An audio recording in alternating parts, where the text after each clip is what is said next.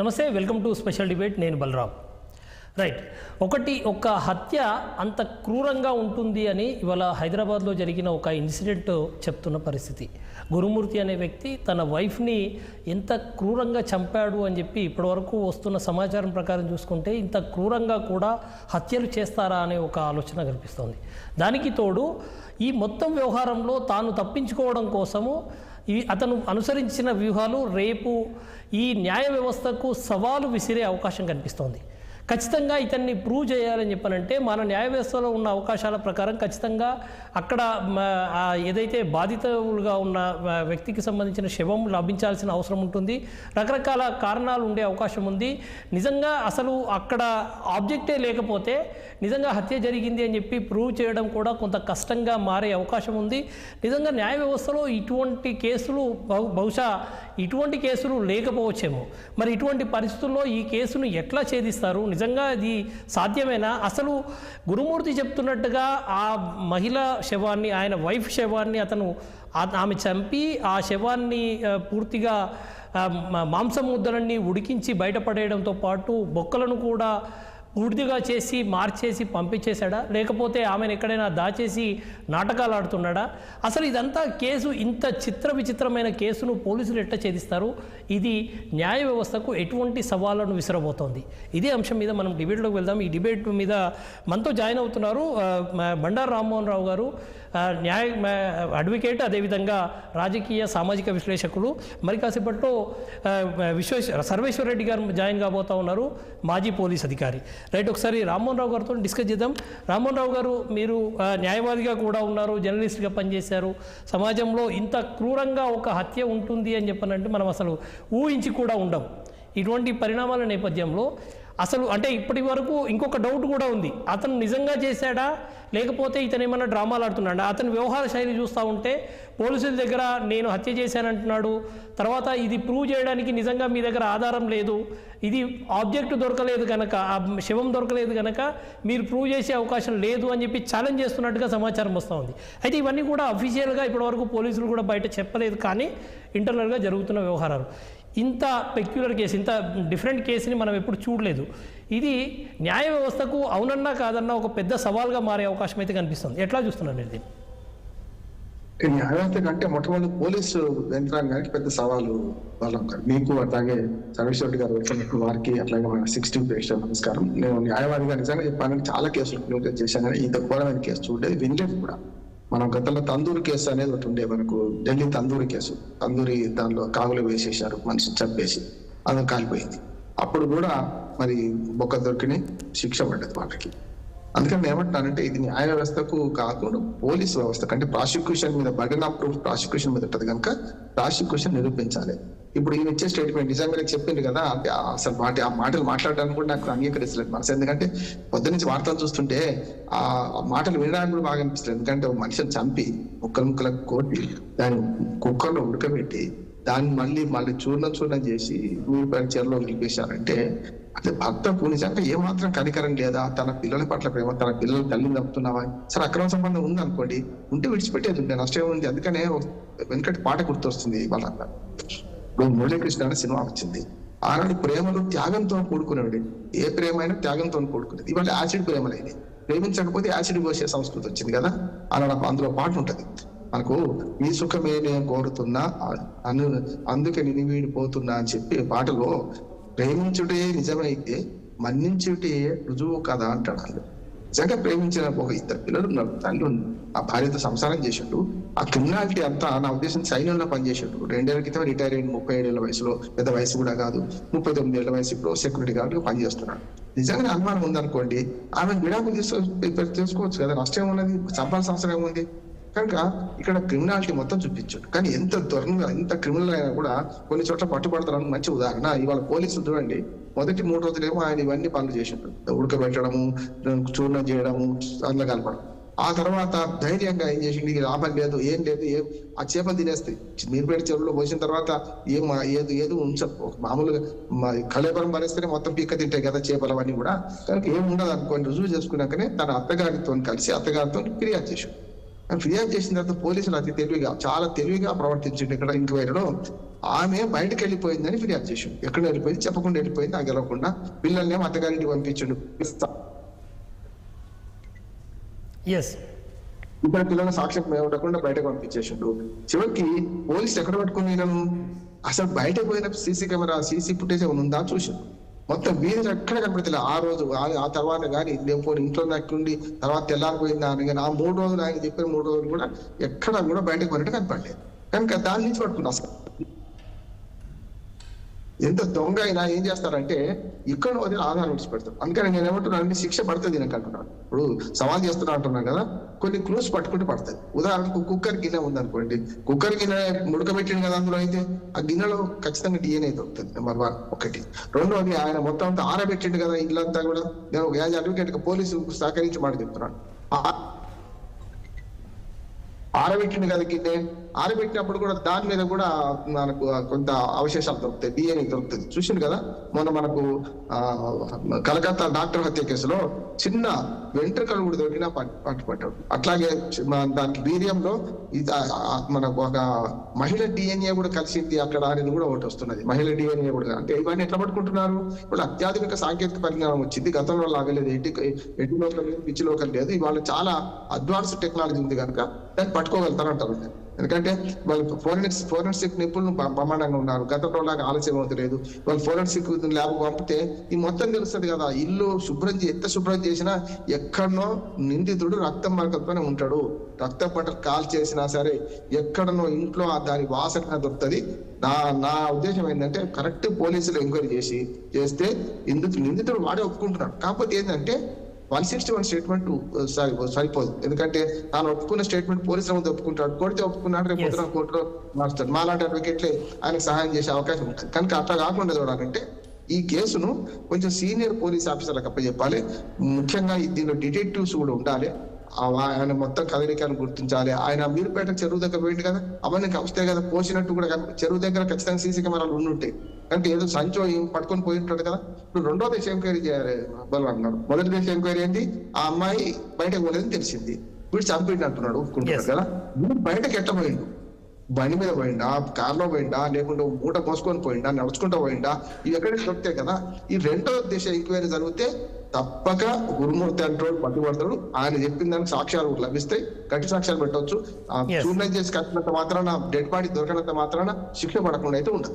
Yes sir, నేను మళ్ళీ వస్తాను మీ దగ్గరికి. ఒకసారి సర్వేశ్వర రెడ్డి గారు జాయిన్ అయ్యారు, సీనియర్ పోలీస్ అధికారిగా రిటైర్ అయి ఉన్నారు. సర్వేశ్వర రెడ్డి గారు, మీ మొత్తం కెరియర్లో ఇటువంటి కేసు ఎప్పుడైనా చూసిండ్రా? ఇంత క్రూరంగా ఒక మహిళను హత్య చేయడం అన్నది నిజంగా బహుశా చూసి ఉండరేమో. అయితే ఇందులో ఇంకొక ట్విస్ట్ కూడా ఉంది. అసలు నిజంగా ఆమె చనిపోయిందా, లేకపోతే ఇతను ఏమైనా డ్రామాలు ఆడుతున్నాడా? ఇది కూడా ఇంకొక అనుమానం అయితే ఉంది. ఎందుకనంటే ఇప్పటి వరకు ఏ ఆధారాలు దొరకలేదు. అతను వ్యవహార శైలి అంతా చూస్తూ ఉంటే కొంత అనుమానాస్పదంగానే ఉంది. అతను ఇంకొకటి ఇప్పుడు కనుక చేసి ఉంటే చాలా ప్లాన్డ్గా చేసి ఉన్నారు. ఇదంతా కూడా ఒక పోలీస్ వ్యవస్థకు, అటు న్యాయ వ్యవస్థకు కొంత సవాల్గా మారే అవకాశం కూడా కనిపిస్తుంది. సర్వేశ్వర రెడ్డి గారు, అతను ఎవరైతే అక్యూజ్డ్ హస్బెండ్ ఉండో నేరేస్తాడు, ఎక్స్ సర్వీస్మెన్, ఎస్, వాళ్ళకి వెళ్ళి సర్వీస్ అయిపోయిన తర్వాత వచ్చేసి సెక్యూరిటీ ఆఫీసర్గా ఉన్నాడు. దీన్ని అంబిగ్యూటీ కేసే మీరు అన్నట్లు. ఈ మర్డర్లో ఓన్లీ సర్కమ్స్టెన్స్ ఎవిడెన్స్ కానీ, ఫోరెన్సిక్ ఎవిడెన్స్ కానీ, నార్కోనాలజిస్ట్ టెస్ట్ కూడా చేయించాలి. చేసినప్పుడు ఫ్యాక్ట్స్ కొన్ని బయటకు వస్తాయి. బాడీ దొరకకపోయినంత మాత్రం ట్రాక్ ఉంటుంది, రిట్రీట్ ఉంటుంది. ఆ తర్వాత బ్లడ్ శాంపిల్స్ ఎక్కడో పడుతుంది. When 2 things came into contact, the traces will exchange అనేది లోకార్డ్ ప్రిన్సిపల్ ఉంది. వీళ్ళిద్దరూ స్ట్రగుల్ అవుతుంది, స్కపుల్ దాంట్లో వెంట్రుకలను దొరుకుతుంది, లేకుంటే ఏమో దొరుకుతుంది, బ్లడ్ స్టెయిన్స్ అన్నా వాళ్ళ సెంటిమెంట్ అన్నా పడుతుంది. ఇవన్నీ ఉన్నాయి.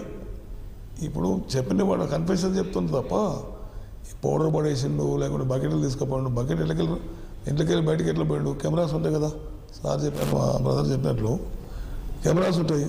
కెమెరాస్లో ఎక్కడైనా అవుతున్న సైట్ అయితే ట్రాక్ అప్ టు చెరువు వరకు ఎట్లయితే subsequent. Further confession lead to recovery, section 27 అదే చెప్తుంది. లీడ్ టు రికవరీ అయితే ఆడ ఉంది కదా, మద్దు ఉంది, మద్దు ఉన్న బ్లడ్ స్టెయిన్స్ ఉన్నాయి. Blood stains belongs to whom అనేది సెరలాజికల్ డిపార్ట్మెంట్ ఫోరెన్సిక్ డిటెక్ట్ చేస్తుంది.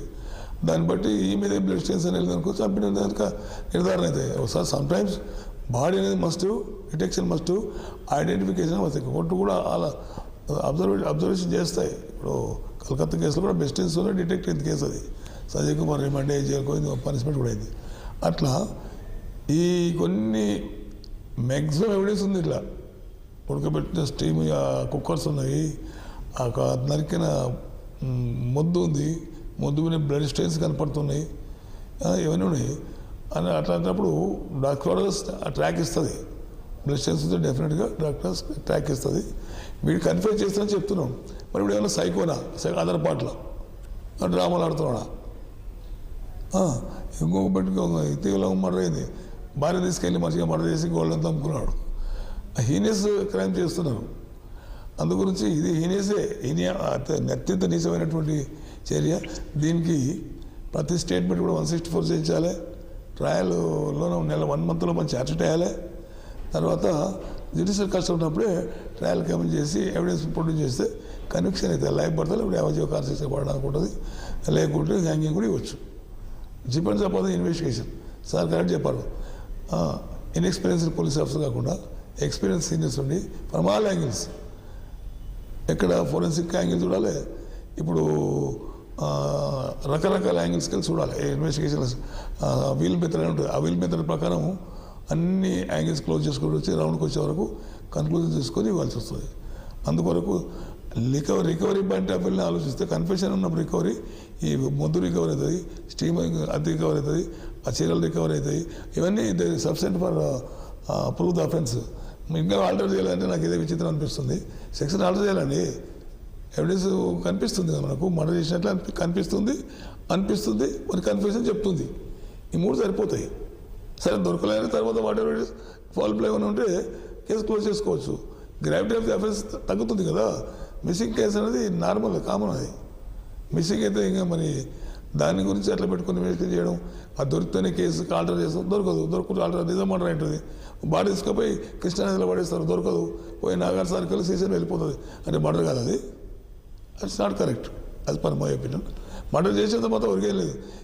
సెక్షన్ పెరిగితే ఆ ప్రెజర్ మోడ్ అవుతుంది పోలీస్ ఆఫీసర్. ప్రెజర్ మోడ్ కావాలి, ఫీల్ అవుతారు, చేస్తూనే ఉంటారు, బాగా చేస్తున్నారు, చేయరని నేను అంటే నేను ఇంకా మా బ్రదర్ చెప్పినట్లు ఇంకా ఎక్స్పీరియన్స్ పోలీస్ ఆఫీసర్స్ను చేపించి సైంటిఫిక్ ఎవిడెన్స్ మొత్తం కలెక్ట్ చేసి ఎంత ఉంటే అంత సైంటిఫిక్ ఎవిడెన్స్ కలెక్ట్ చేయాలి. నార్కో అనాలిసిస్ టెస్ట్ చేసి తెలిసిపోతుంది. దానికి ఎందుకు రాస్తారు హైకోర్టుకు? ఫ్యాక్ట్ అప్పుడు లీగల్ స్టాండర్డ్ తక్కువనా ఇన్వెస్టిగేషన్ సరిపోతుంది. అదొక టెస్ట్ చేయించాలి. చేయిస్తే ఫ్యాక్ట్స్ బయటకు వస్తాయి. వాటికి దొంగనా లేకుంటే ఉత్తగా చెప్పినా సైకోనా ఫ్యాక్ట్ అనుకుంటే స్టేట్మెంట్ ఇది రికార్డ్ చేస్తాం. 24 hours ఇట్స్ ఎనఫ్. నార్కో టెస్ట్కు పర్మిషన్ తీసుకోవాలా, డాక్టర్స్ పర్మిషన్ చేసిస్తారు. ఎంతమంది కేసులు ఇస్తున్నాం, ఫ్యాక్ట్ ఒప్పుకుంటారు కదా. కసబ్ కానీ చేయలేదా నార్కో టెస్ట్ బాంబే మోడల్ అల్లలో? అట్లా సైంటిఫిక్ ఉన్న ఎవిడెన్స్ అంతా ప్రూవ్ చేయాలి. బ్లడ్ స్టేన్స్ ఉంటాయి, క్లాత్స్ ఉంటాయి, పారినేస్ అంటే ఎంటికలు ఉంటాయి, రకరకాలు ఉంటాయి. వాడు ఇప్పుడు ఆడ బాడీ లేదు కనుక, బాడీ మీద అయిన వైలెన్సే లేదు కనుక బాడీ మిస్ అయినప్పుడు వైలెన్స్ క్రియేట్ చేసి ఎవిడెన్స్ కన్సిల్ చేస్తుండే వాడు. 201 కూడా యాడ్ చేసి కన్సిల్ ఎవిడెన్స్ అని చెప్పి ఆ చెరువు కాడికి పోయి దేవుళ్ళు ఆడితే నిజంగా ఉందా లేదా, ఉంటే మరి దొరికిందా, ఒక బకెట్ దొరికినా వేరే ఏదన్నా ఒకటి, ఏం దొరకలేదు అనేది అయితే ఉండదు. ఆ రూట్ పోంటున్న కెమెరాలన్నీ కూడా ట్రాక్ చేస్తే ఏదో కెమెరా వీడు బయట పోతా అండర్గ్రౌండ్లో అయితే కూడా స్కూటర్ మీద పోతా బకెట్ బస్తాను ఏదో పెట్టుకుంటూ పోతారు కదా. ఎందుకంటే వీడు క్లియర్ అడ్మిట్ చేసి కన్ఫ్యూజ్ చేసాడు. పుట్టి స్టేట్మెంట్స్ పెట్టి రిమాండ్ చేస్తే statement recorded by the police officer is not admissible without recovery అనేది సెక్షన్ 25 చెప్తుంది. ఆ విధంగా కేసులు వేగిపోతాయి. అలాంటివి ఉండకూడదు అనేది సిస్టమేటిక్ ఇన్వెస్టిగేషన్ అవసరం. సిస్టమేటిక్ అంటే సైంటిఫిక్ ఇన్వెస్టిగేషన్, వేగి ఉండొద్దు, ఎక్స్పర్ట్స్ ఇన్వాల్వ్ చేయాలి. అట్లా చేస్తేనే మనకు ఒక రిజల్ట్ వస్తుంది. ఇది ట్రయల్ కూడా 1 monthలో క్లోజ్ చేయాలి. నేను అప్పుడు అందరికీ కూడా రిక్వెస్ట్ చేస్తే అడ్వకేట్ సమాజం కూడా ఉంటుంది, వాళ్ళు కూడా ఒక డెసిషన్ తీసుకుంటారు. ఇటువంటి ఈనియస్ కేసులో మనం అందరం కూడా సపోర్ట్ చేయదని. 303 ప్రకారం గవర్నమెంట్ అడ్వకేట్ పడుతుంది, అది దాన్ని పెట్టుకోకు, కానీ వానికి ఉరిశిక్ష తీసేసి సమాజానికి ఒక మెసేజ్ పంపాలనేది యాజ్ ఎ పోలీస్ ఆఫీసర్గా నా యొక్క సలహా. ఎస్, ఒకసారి అడుగుదాం అడ్వకేట్ సమాజం ఎట్లా రెస్పాండ్ అయ్యే అవకాశం ఉంది. రామ్మోహన్ గారు ఉన్నారు. రామ్మోహన్ గారు మంచి మా ఫ్రెండే. రామ్మోహన్ గారు, సర్వేశ్వర్ రెడ్డి గారు చెప్తున్నారు అడ్వకేట్ సమాజం కూడా కొంత సీరియస్గానే ఈ విషయంలో, ఎందుకంటే అంటే ఇప్పుడు వాస్తవంగా అంటే ఎవిడెన్స్లు ఉన్నాయని చెప్పి మనం అనుకుంటున్నాం, కానీ అట్ ద సేమ్ టైం ఇప్పుడు ఒక సీనియర్ అడ్వకేట్ వచ్చేసి ఆ బ్లడ్ స్టెయిన్స్ ఆమె అని చెప్పి ఎట్లా ప్రూవ్ చేస్తారు, రకరకాల క్వశ్చన్స్ వచ్చిన తర్వాత కొంత ఇబ్బందికరమైన సిచ్యువేషన్ అయితే ఉంటుంది. ఈ దాంట్లో సరే సర్వేశ్వర రెడ్డి గారు చెప్పినట్టు నార్కో అనాలిసిస్ టెస్టులు కానీ, లేకపోతే మీరు చెప్పినట్టు అతను సబ్స్టాన్షియల్ ఎవిడెన్స్లు ఏవైతే ఉన్నాయో వాటి విషయంలో చూడాల్సిన అవసరం ఉంది. అయితే అడ్వకేట్ సమాజం ఇవాళ సమాజంలో కొంత బాధ్యతాయుతమైన పొజిషన్లు ఉన్న నేపథ్యంలో మరి ఎట్లా రెస్పాండ్ అయ్యే అవకాశం ఉంది? ఖచ్చితంగా సర్వేశ్వరుడు గారు నాకు మంచి మిత్రుడు, ప్రత్యక్షంగా ఇట్లా పరోక్షంగా కూడా టీవీ ఛానల్ ద్వారా కలుస్తుంటాం కనుక మా ఇద్దరి అభిప్రాయాలు ఒకటే. అడ్వకేట్ గా ఉన్నా, ఆయన పోలీస్ ఆఫీసర్ గా ఉన్నా, సమాజం మేలు కోరే ఉంటాం కనుక అడ్వకేట్ వృత్తి స్వతంత్రమైంది బాలరామ్ గారు. ఎందుకంటే మిగతా అన్ని వృత్తుల్లా కాదు, డాక్టర్లు ఉన్నా అనుకోండి, ఆగర్భ శత్రువు వచ్చినా కూడా వానికి ఆపరేషన్ చేయాల్సి వస్తే, కష్టం వస్తే చేయాల్సింది, వృత్తి ధర్మం అది. దాన్ని నాకు శత్రువు వీడు వీనికి ఆపరేషన్ చేయాలంటే వీలేదు. కానీ న్యాయవాదికి ఒక హక్కు ఉన్నది, ఏంటంటే నేను ఈ కేసును పట్టుకోవాలని మా ఇష్టమే, పట్టుకోకూడదు మా ఇష్టమే కనుక పట్టుకోకుండా. నేను న్యాయ వ్యవస్థ కూడా చెప్తున్నా, ఇట్లాంటి దుర్మార్గమైన కేసులో వాటి రక్షించవద్దు. కానీ ఉంటారు, ఇప్పుడు ఊరన్న కాడ అన్ని రకాల మనుషులు ఉంటారు, అడ్వకేట్లలో రకరకాల మనుషులు ఉంటారు. పురుషులందు పుణ్య పురుషులు వేరవయ్య విశ్వదావిరామ ఇరవై అన్నట్టు ఉంటారు. కనుక డబ్బు కోసం కూడా పట్టుకోవచ్చు. కానీ వాడికి డబ్బు లేదు, వాడి పెద్ద ఆస్తిపరుడు ఎంతకన్నా ఏం కాదు. కనుక పెద్ద అడ్వకేట్లు పెట్టుకునే తెలివి కూడా లేదు, పెద్ద అడ్వకేట్లు పెట్టుకునే స్తోమత కూడా లేదు. అది వేరు. నేనేమంటున్నా అంటే అడ్వకేట్ చిన్నోడే పెద్దోడ సమస్య కాదు. ఇక్కడ రెండు విషయాలు చెప్తున్నాను. ఒకటి మొదలు చెప్పినట్టే, నేను ఒకనాటి ప్రేమలు కుటుంబ సంబంధాలు ఒక రకంగా ఉంటే, నేను చెప్పాను కదా, ప్రేమ త్యాగం కోరింది, త్యాగం చేసింది ప్రేమ. ఇవాళ మనిషి నిజంగా అక్రమ సంబంధం ఉంది అనుకున్న ఆ అమ్మాయికి ఉంటే విడిచిపెడితే అయిపోయేది కదా, వీడి పని చేయడం అనేది. అందుకనే ఇక్కడ prosecution proof, burden of proof ఎవరి మీద ఉంటుంది అంటే ప్రాసిక్యూషన్ మీద ఉంటుంది. న్యాయ వ్యవస్థ ఏం చేయలేదు. న్యాయ వ్యవస్థ ఏంటంటే ఆధారాలు శిక్ష చేస్తే, ఆధారం లేకపోతే శిక్ష వేయకుండా కొట్టేస్తుంది కేసును. కొట్టేసినాక అప్పీలు పోయినా దానికి ఆధారాలు సరిగ్గా ఉండాలి కదా. అందుకని ఆధారాలు సమకూర్చే వ్యవస్థ పోలీసు ఉంది. దానిలో రెండు, మొదటి ఆధారంతో వీడిని పట్టుకున్నారు. ఏమని అంటే ఆమె బయటకు వెళ్ళిపోయింది, తెలియకుండా పోయింది అనే దానికి రుజువు లేదు. ఇక్కడ సీసీ కెమెరా చూసారు, పట్టుకున్నారు, కాదు పోలేదు అంటే అప్పుడు వాడు బయటపడ్డాడు 3 రోజుల తర్వాత. కానీ నిజంగా చెప్పాను, అభినందించాలని 3 రోజులు కంప్లైంట్ చేసిండు వాడు. మొత్తం జరిగి కూడా 13 తారీఖు అంటే 23, అంత మధ్యాహ్నం 8 రోజులే జరిగింది. 8 రోజులలో 3 రోజుల తర్వాత ఫిర్యాదు చేసిండు. వెంటనే కాన్సిక్వెన్సెస్ జరిగినాయి. మళ్ళీ వెంటనే వాడిని అరెస్ట్ చేసిండ్రు, చేసి కోర్టు ముందు హాజరుపరుస్తారు. తర్వాత ఇప్పుడు రిమాండ్కి పోతాడు. పోలీస్ కస్టడీ తీసుకున్నాక 3 విషయాలు తెలుసుకోవాలి. ఈ లోపల చాలా సార్లు సర్వేశ్వర గారికి బాగా తెలుసు, సీన్ ఆఫ్ ఎఫెక్ట్స్ చెడగొడతారు సార్. మన దేశంలో ఉన్న లోపం ఏంటంటే, జరిగిన మేము జర్నలిస్టులు పోతాము, వాడు మన పోలీసులు పోతారు. జర్నలిస్ట్ కాదు, ప్రధానమంత్రి వచ్చినా అక్కడ రానియొద్దంటు. సీన్ ఆఫ్ ఎఫెక్ట్స్ కాపాడాలి. అంటే రక్తం మార్కలు కానీ అక్కడ జరిగేవన్నీ కూడా అప్పటికప్పుడు దొరుకుతాయి. అందుకని ఇప్పుడు మొన్నటి మెడికో కేసులో జరిగింది ఏంటి, చాలా మంది తప్పించుకపోయిండ్రు. 7 మంది ఉంటే 5 నిరాపరాధాలకు తేలిపోయిండ్రు, ఒక్కడే శిక్ష పడ్డది. దానికి కారణం ఏంది, ఒక లేడీ కూడా సహకరించింది అంటున్నారు. ఎందుకైందంటే పోలీసులు వచ్చేది ఏ మెడికల్ కాలేజీలో మొత్తం సీన్ ఆఫ్ ఎఫెక్ట్స్ చెత్త చేసేసి, అంత తుడి చేసి, రక్త మార్కలు పోయినాయి, అన్ని పోయినాయి. ఏం చేస్తారు కనుక DNA పట్టుకొని ఇప్పుడు చేసిండు. ఇక్కడ కూడా ఏమంటున్నానంటే, ఇంతకుముందు కూడా చెప్పిన, ఇప్పుడు చెప్తున్నాను, ఇవాళ తాను బయటకు పోలేదని తెలిసి పట్టుకే ఈయన తప్పిడ్డాని అనుకున్నాను. ఇప్పుడు రెండో ఎంక్వైరీ ఏం చేయాలంటే, వీడు బయటకు ఎట్టెళ్ళిండు, వీడు బయటకు రాందంటే సమాచారం రాలే, 3 రోజులు పడుకున్నాడా, లేకపోతే కలిపింది నిజమా కాదా అని తెలాలంటే వీడి కదలికలను మనం ట్రాక్ చేయాలి. అన్ని సీసీ కెమెరాల ద్వారా. మీరాలం చెరువు, మీర్పేట చెరువు దగ్గర కూడా ట్రాక్ చేయాలి. అప్పుడు వీడు బయటకు ఎప్పుడు వెళ్ళిండు, ఏం చేసిండు, మూటతో పోయిండా, ముళ్ళతో పోయిండా, స్కూటర్ మీద పోయిండా, కార్లో పోయిండా తెలుస్తుంది. ఒకటి నెంబర్ 1. రెండోది ఏం చేయొచ్చు అంటే, ఆధారాలు ఇప్పటికేం దొరుకుతాయి అంటున్నాను నేను. ఇప్పుడు కొన్ని ఆధారాలు చెడిపో, వెంట్రుకలు కానీ, లేకపోతే రక్త మార్కలు కానీ, లేకుంటే వాసన కానీ. ఇప్పుడు మనకు మంచి శునకాలు వచ్చినాయి, అవి చాలా బాగా పసిగడతాయి. ఒకవేళ నిజంగానే గతంలో ఎప్పుడైనా రక్త నమూనా ఇచ్చి ఉంటే, అవన్నీ చేసి ఉంటే వీడు గుర్తుపడతాయి. అట్లాగే పిల్లల రక్త నమూనా తీసుకొని DNA తోని జత చేయొచ్చు. పిల్లల రక్త నమూనా ఖచ్చితంగా తల్లిది ఉంటుంది కొంతవరకు, కనుక చూసుకోవచ్చు. పిల్లల టిష్యూ తీసుకొని కూడా చేయొచ్చు.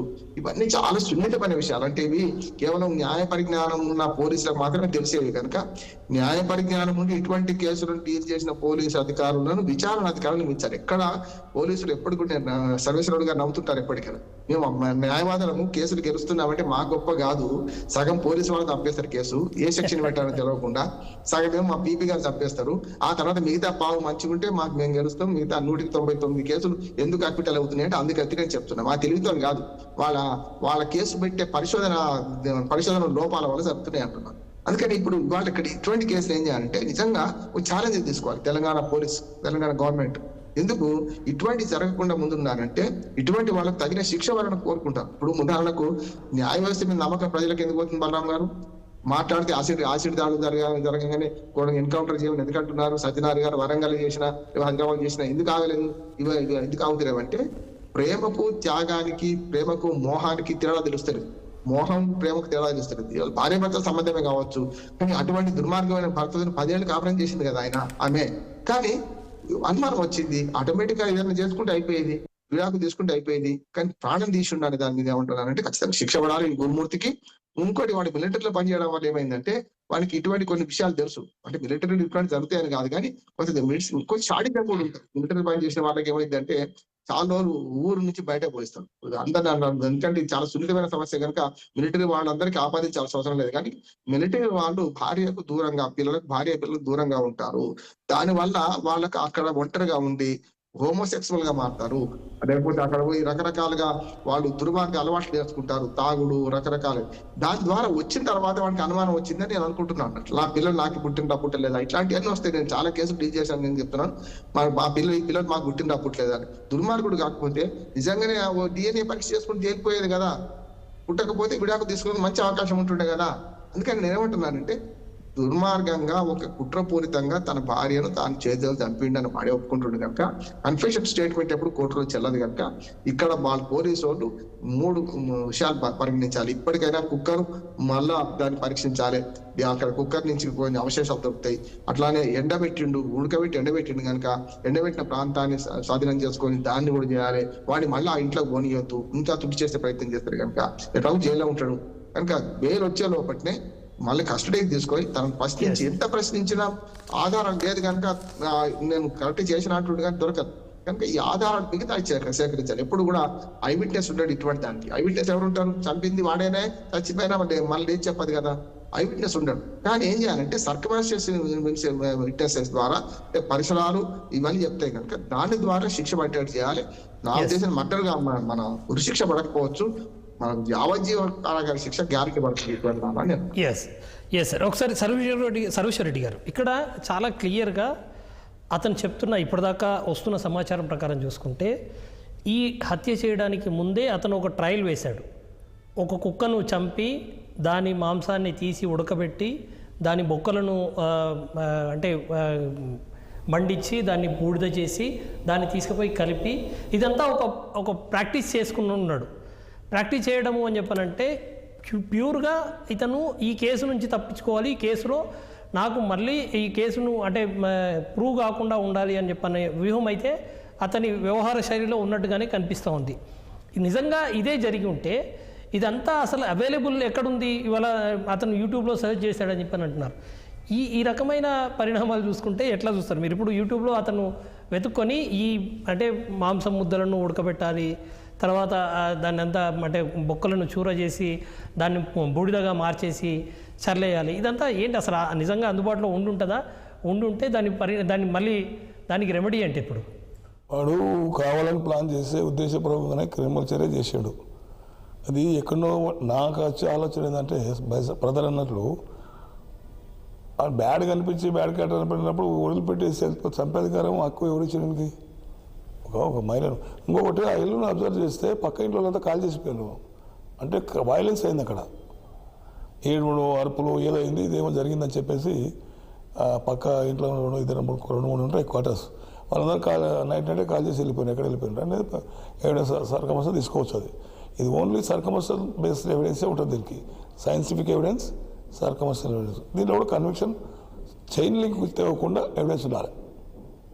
ఒక ఎవిడెన్స్కు ఇంకో ఎవిడెన్స్కు లింకింగ్ లేకుండా రికార్డ్ చేసే స్టేట్మెంట్స్ కేసు వెళ్ళిపోతుంది, ఉండదు. అందుగురించి చైన్ లింక్ తెవ్వకుండా సర్కమస్టెన్షియల్ ఎవిడెన్స్తోనే గట్టిగా ఫిక్సప్ చేయాలి, సైంటిఫిక్ ఎవిడెన్స్తో ప్రూవ్ చేయాలి, మెథడ్స్ ఎన్ని ఉంటే అన్ని వాడాలి. కాకపోతే ఒకటి ఉంది, 164 చేసినంత మాత్రాన కేసు కన్విక్షన్ అవుతుంది కాదు కదా. 164 చేసినంత మాత్రాన కేసు కన్విక్షన్ అవుతుంది కాదు. ఇప్పుడు statement record by the police officer not admissible అని చెప్తారు, అడ్వకేట్ గారు చెప్పారు, కరెక్ట్. అది మరి గ్రౌండ్ లెవెల్ నుండి ఇన్వెస్టిగేషన్ నుండి కష్టపడి ఎవిడెన్స్ కలెక్ట్ చేసి రికార్డ్ చేసి కోర్టు ముందర పెట్టేది నాట్ అడ్మిసిబుల్ అంటే అది నాకు కొంచెం అంబిగ్యూటీ ఉంది. దాన్ని అడ్మిసిబిలిటీ తీసుకుంటే బాగుంటుంది ఫర్ సమ్ ఎక్స్టెంట్. ఇప్పుడు ఏమైనా మళ్ళీ హాస్టల్ అయినా రిట్రీట్ అయినా అన్నిటికీ దానికి ఉండదు.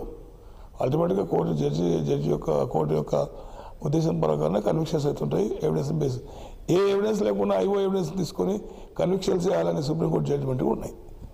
ఎందుకంటే ఫీల్డ్లో ఉంటారు కానీ is the better witness. Collection of evidence చేస్తారు కనుక ఈజ్ ద బెటర్ విట్నెస్. అందుకొరకు అట్లా కూడా కన్విక్షన్ కేసులు ఉన్నాయి, చాలా ఉన్నాయి. సుప్రీంకోర్టు డిస్ట్రిక్ట్ జడ్జిమెంట్లు ఉన్నాయి.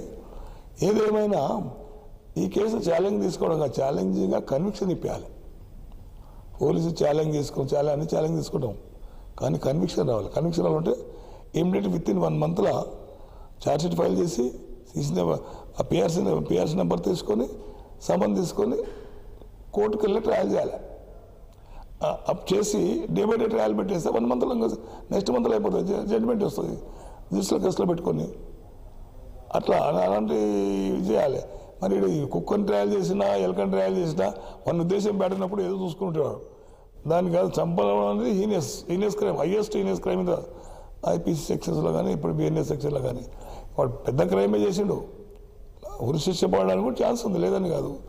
అంత ఘోరంగా హీనియస్గా చంపిండు కనుక కొంత మనం హ్యూమన్ రైట్స్ ఎక్కువ ఉన్నాయి కనుక ఆలోచించి ఉరిదిస్తే ఆయన ప్రాణం ఉరిదిస్తే ప్రాణంలో వేసేస్తా అని మాట్లాడే వాళ్ళు కూడా ఉంటారు. మహానుభావులు లేరని కాదు, ఉరిదీయడం దాంట్లో కరెక్ట్ అనేది కూడా చెప్పడం ఉన్నారు, అది వాళ్ళ ఒపీనియనే. కానీ ఒక మానవతతో కూడా ఆలోచిస్తే ఇలాంటి దుర్మార్లు ఇటు నీచకులు ఉండకూడదు. జడ్జిమెంట్ వస్తేనే భయంకరంగా ఉండి ఆటోమేటిక్గా ఇటువంటి ఈ క్రిమినల్స్కు ఎవరైతే ఆ ప్లాన్లు ఐడియాస్ ఉన్న వాళ్ళందరూ కూడా రిట్రీట్ అయిపోతారు.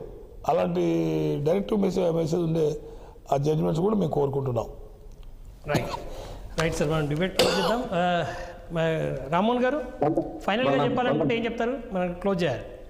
ఒకటి క్లోజ్ చేద్దాం.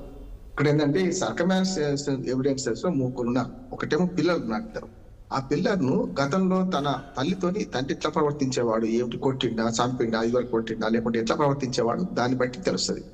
అత్తగారు దగ్గర తీసుకెళ్ళి పిల్లలు విడిచిపెట్టిండు కదా, అప్పుడు ఏం చెప్పిండు అత్తగారికి కూడా తెలుసు కదా. బంధువులను అంటే 3 ముఖ్యమైన విట్నెసెస్, పిల్లలే అసలు రోజు ఇంట్లో ఉండి 24 గంటలు ఇంట్లో ఉండే పిల్లలు తీసుకోవాలి. కానీ చాలాసార్లు ఏం జరుగుతుంది బలరాం గారు, క్షమాగుణం ఎక్కువ మనకు. చాలాసార్లు గ్యాస్ ఆన్ చేసి భార్యను చంపిన వాళ్ళని కూడా అత్తగారు తరఫు పిల్లలు కూడా అరే పిల్లలు అనాథలు, ఎట్లా పిల్ల పోయింది వీడిని జైలు పంపిస్తే పిల్లలు అనాథలు అవుతారని చెప్పి తప్పుడు సాక్ష్యం చెప్పిన వాళ్ళు, నేను చాలా కేసులు చేసిన తప్పుడు సాక్ష్యం చెప్పిన వాళ్ళు ఉంటారు. కాదు గ్యాస్ లీక్ అయ్యి చచ్చిపోయింది అని చెప్పిన వాళ్ళు ఉంటారు. అందుకని ఏమైందంటే సర్వేశ్వరుడు గారు అంటే ఎంత వీలైతే అంత తొందరగా ఈ కేసును ట్రయల్ చేయాలి. అప్పుడు ఏమైందంటే ఈ మెల్లమెల్లగా అన్నాడు బంధువులు ఇతరత్ర వాళ్ళు వచ్చి ఒప్పిస్తుంటారు వీళ్ళు, ఎందుకమ్మా ఎట్లా బిడ్డ పోయింది, అల్లుని కూడా జైలు పంపిస్తావా, పిల్లల కాలంగా అవుతారు కదా అని చెప్పి వీళ్ళు వ్యతిరేకమైన సాక్ష్యం ఇప్పిస్తారు. అది కాకుండా చూడాలంటే వీరంతా సాక్ష్యాలు సేకరించాలి. ఈ ఉదాహరణ పరిసరాల సాక్షులందరినీ కూడా ఇంటి పక్క వాళ్ళని విచారించాలి. వీడు ఎట్లా ప్రవర్తిస్తే తెలుస్తుండే కనుక వీళ్ళందరినీ విచారించాలి. అప్పుడు మాత్రమే శిక్ష పడుతుంది. లేకపోతే శవం లేదు కనుక దంచేసి పోయింది కలిపేసిండు కదా అని శిక్ష పడకుండా ఉంటే మాత్రం ఇటువంటి తెగింపులు ఇంకా చాలా మందికి వస్తాయి. అందుకే దృశ్యం సినిమా మళ్ళీ మన ముందరికి వస్తుంది. దృశ్యం సినిమాలో పోలీస్ స్టేషన్ కింద బాధ పెట్టడం జరుగుతుంది. కనుక ఈ విషయంలో పోలీస్ వ్యవస్థకు ఛాలెంజ్ ఇది. ఇటువంటి దానిలో కేసు శిక్ష పడితే తప్పక ఇటువంటి దానిలో న్యాయ వ్యవస్థకు నమ్మకం పెడతారు ప్రజలు. Yes sir, okay. Sarveshwar Reddy గారు ఫైనల్గా ఒక మాటలో చెప్పండి. కంక్లూడ్ చెప్పాలా? ఇప్పుడు రామ్మోహన్ గారు చెప్పింది చాలా 100% ఫ్యాక్ట్. సర్కమ్స్టాన్సెస్ ఎవిడెన్స్ తీసుకుంటూ దీంతోపాటు ట్రయల్ స్పీడ్ చేయాలి. కేసు హీట్లో ఉన్నప్పుడే కొంతమంది ఇన్వాల్వ్ అవుతారు. అక్కడ పెద్ద మనుషులు ఇక్కడ పెద్ద మనుషులు కలిసి చచ్చిపోయిన ఆమె లేచి రాదు కదా, మరి ఊరేస్తే మళ్ళీ ఈ పిల్లలకు కష్టం కదా, ఆయన భూమి రాసి పిల్ల పేరు ఏం చేస్తారు అని కాంప్రమైజ్ పెద్ద మనుషులు ఉంటారు. కొంతమంది వాళ్ళు బయలుదేరుతారు. అలాంటి దాన్ని స్కోప్ ఇవ్వకుండా, అవకాశం ఇవ్వకుండా వాళ్ళ మీద కుటుంబం మీద పోలీసు వాళ్ళు వాచ్ పెట్టాలి. ఇమీడియట్ ఎంటర్ అవుతారనేది వాచ్ పెట్టి వాళ్ళు రానియకుండా జైల్లో ఉన్నప్పుడే కన్విక్షన్ తీసుకొని, ఏ కన్విక్షన్ కానీ ఆ జ్యుడిషియరీ ఇష్టం అది తీసుకొని సమాధానికి ఒక మెసేజ్ పంపే విధంగా ఉంటే బాగుంటుంది. ఇంకోటి ఈ లేట్ అయిందంటే ఇప్పుడు ఈ ఇన్వెస్టిగేషన్ ఐఓ వెళ్ళిపోతాడు, ఇంకో ఐఓ వస్తాడు, కోర్టు కానిస్టేబుల్ ఆఫీసర్ పోతాడు, ఇంకో వేస్తాడు. ఈయన కూడా ఇంట్రెస్ట్, ఆయనకుంటారు ఇంట్రెస్ట్, ఈయన కూడా పకడ్బందీగానే చేయాలి. ఇటువంటి కేసులు ఇచ్చినప్పుడు పోలీసు దృఢ సంకల్పంతో ఉండి చేయాలి. చేస్తేనే అవుతుంది కన్విక్షన్ అవుతుంది తప్ప ఎక్కడో ఒక లీనియంట్ యాటిట్యూడ్ ఉన్నా, ఏ చైన్ లింక్ సర్కమ్స్టాన్సెస్ ఏదో ఒక్క రోల్ మర్చిపోయినా, ఇంటి పక్కన వాళ్ళు ఎగ్జామ్ చేయాలంటే చేయలేదండి పారిపోయిండు అంటే కేసులు అయిపోయాయి. అందు గురించి ప్రతి దాంట్లో మైన్యూట్గా పోవాలి ఏ లింక్ కూడా వదిలిపెట్టదు. అట్లా చేస్తే there are every chance to get the conviction life or hanging. That's my opinion. Yes sir, thank you sir. డిబేట్లో పార్టిసిపేట్ చేసిన బండారు రామారావు గారు, సర్వేశ్వర రెడ్డి గారు, ధన్యవాదాలు. అయితే ఒకటి మాత్రం ఖచ్చితంగా కనబడుతోంది, ఇక్కడ గురుమూర్తి చాలా వ్యూహాత్మకంగా వ్యవహరించాడు. ఇప్పుడు ఆమె నిజంగా చనిపోయింది అని అనుకుంటే, ఖచ్చితంగా అతను చంపేసి ఉంటే ఖచ్చితంగా అతను ఒక వ్యూహాత్మకంగా ఈ కేసు నుంచి తప్పించుకునే ప్రయత్నంలో భాగంగా దృశ్యం సినిమాను గుర్తు చేసే విధంగా, అంటే హత్యలు చేసినా తప్పించుకోవచ్చు, ప్రూవ్ చేసే అవకాశం లేని పరిస్థితి నేను క్రియేట్ చేస్తానని చెప్పి ఒక రకంగా ఇవాళ పోలీస్ వ్యవస్థకు, న్యాయ వ్యవస్థకు అతను ఛాలెంజ్ చేసిన పరిస్థితి. అయితే దీన్ని సర్కమ్స్టెన్షియల్ ఎవిడెన్స్లు తీసుకొని దాని నుంచి ఇతర ఆధారాలన్నీ చూపించడం ద్వారా ప్రూవ్ చేయడానికి అవకాశాలు ఉన్నాయంటున్నారు న్యాయ నిపుణులు, పోలీసు రంగ నిపుణులంతా కూడా. మరి అటువంటిప్పుడు ఖచ్చితంగా జాగ్రత్తగా తీసుకొని సర్వేశ్వర రెడ్డి గారు ఏదో చెప్తాను. ఎవిడెన్స్ యాక్ట్ కూడా అమెండ్ చేయాలండి. ఎస్, ఎవిడెన్స్ యాక్ట్ అమెండ్ చేస్తే జస్టిస్ రావడానికి ఛాన్సెస్ ఎక్కువ ఉంటాయి. Right, okay. ఎవిడెన్స్ యాక్ట్ కూడా యాడ్ చేయడం ద్వారా ఖచ్చితంగా ఈ దాంట్లో ఈ మొత్తం వ్యవహారంలో పోలీసు వ్యవస్థ మరింత జాగ్రత్తగా ఉండాల్సిన అవసరం ఉంది. ప్రతి అడుగు కొంత జాగ్రత్తగా వేస్తేనే ఈ కేసులో ఖచ్చితంగా ఒక కన్క్లూషన్కి వచ్చే అవకాశం ఉంది. భవిష్యత్తు తరాలకు ఒక మెసేజ్ ఇవ్వడానికి అవకాశం ఉంది. ఎందుకంటే ఇటువంటి తప్పించుకోవడానికి మేము ఇలా చేస్తే తప్పించుకోగలమని న్యాయ వ్యవస్థను, పోలీసు వ్యవస్థను ఛాలెంజ్ చేసే వ్యక్తులకు బుద్ధి చెప్పడానికి ఇది ఒక అవకాశంగా ఉండే అవకాశం ఉంది. ఇది స్పెషల్ డిబేట్.